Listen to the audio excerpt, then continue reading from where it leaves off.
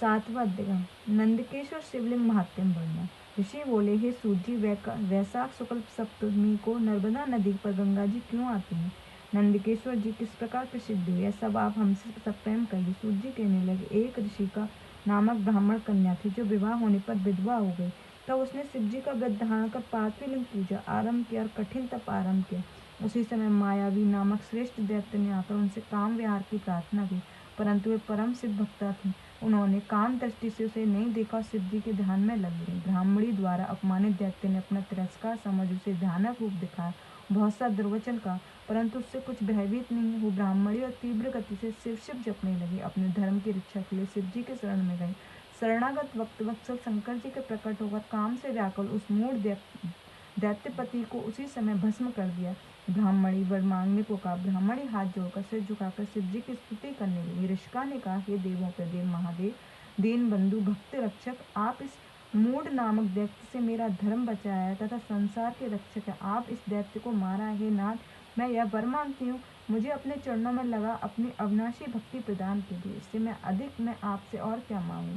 हे विभो, हे महेश्वर, मैं दूसरा वर यह मांगती हूँ कि आप लोगों के उपकारक यही विराजमान हुई। जब ऐसा कहकर ऋषिका चुप हो गई तो दयालु शिव जी ने कहा, हे ऋषिके, तू मेरी परम भक्त है, इसलिए जो वरदान तूने मांगा है वो मैंने दिया।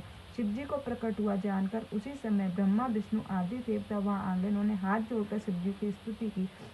गंगा जी ने भी प्रकट होकर ऋषिका को आशीर्वाद दिया। इसके पश्चात शिव जी वहां अपना पार्थिव लिंग छोड़कर अंतर ध्यान हो गए। ब्रह्मा देवता तथा गंगा जी उस साध्वी की प्रशंसा कर अपने स्थान को चली गई। उसी दिन वह स्थान उत्तम तीर्थ हो गया। सर्व पाप विनाशक नंदी केशव जी इस जगत में प्रसिद्ध हुए। जो मनुष्य वैशाख शुक्ल सप्तमी को यहाँ स्नान कर नंद केशव शिव की पूजा करता है, उसे ब्रह्म हत्या आदि के पाप छूट जाते हैं। इति शिव महापुराण चतुर्थ कोट रुद्र संहिता का 7वां अध्याय समाप्त। जय गुरु जी, शुक्राना गुरु जी। अब हम 8वां अध्याय पढ़ने जा रहे हैं। गोकुंड में महाबल महात्म्य वर्णन। सूत जी कहने, हे ब्राह्मण, अब पश्चिम दिशा में पार्थिव लिंगों को सुनो। कपिला नगरी में काल रामेश्वर नामक परम दिव्य शिवलिंग है, जिसका दर्शन करने से सब पाप दूर हो जाते। इस प्रकार पश्चिम सागर तट पर महासिद्धेश्वर नामक पार्थिव लिंग प्रसिद्ध है और उसी को गोकुंड नामक यह उत्तम क्षेत्र है, जिस करोड़ों को पार्थिव लिंग तथा पद पद पर असंख्य तीर्थ है। इन गोकुंड नाथ में सभी तीर्थ तथा पार्थिव लिंगों की महिमा विद्यमान है। साक्षात लिंग सतयुग में श्वेत वर्ण, त्रेता में अतिरक्त वर्ण, द्वापर में पीत वर्ण तथा कलयुग में श्याम वर्ण हो गया। जो इस महापराक्रमी शिवलिंग को पूजता है वह बड़े ही पापों को नाश कर साक्षात शिव को प्राप्त करता है। उसे ब्रह्मा पद तक प्राप्त होता है। तब वह पर ब्रह्मा विष्णु आदि देवताओं को हित करने के लिए शिव जी महाबल नाम से प्रसिद्ध निवास किया करते हैं।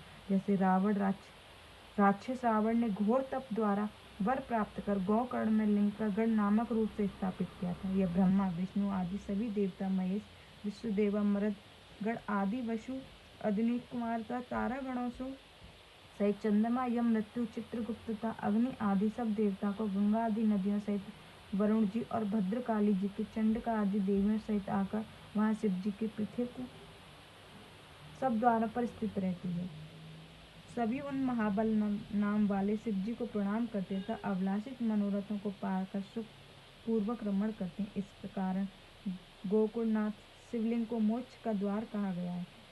वहाँ पर इन्हीं महाबल नामक शिव की पूजा स्तुति होती है। जो माघ कृष्ण चतुर्थी को महाबल शिव जी की पूजा करता है, यदि पापी भी उसे मुक्ति प्राप्त होती है। इस चतुर्दशी पर तो शिव जी का महोत्सव देखने की इच्छा से चारों वर्णों के मनुष्य जाते हैं। इस कारण है कि शिव जी के इस पार्थिव लिंग की पूजा एक चांडाली शिवलोक को प्राप्त हुआ। इति शिव महापुराण चतुर्थ कोट 8वां अध्याय समाप्त। जय गुरु जी, शुक्राना।